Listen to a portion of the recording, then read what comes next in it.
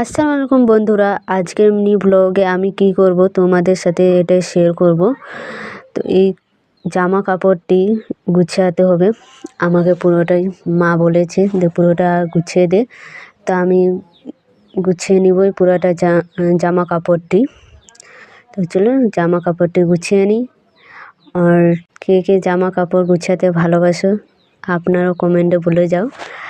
আর আমি মস্তি করে করে জামা কাপড়টি গুছিয়ে নিব।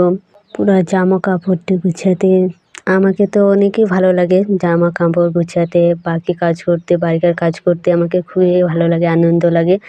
তো সে আর কি, তো এখানে আমার বোন এসেছিলো, তো সে বললো তো একটু মস্তি করবো এই করবো, তো চলো মস্তি করা যাবে।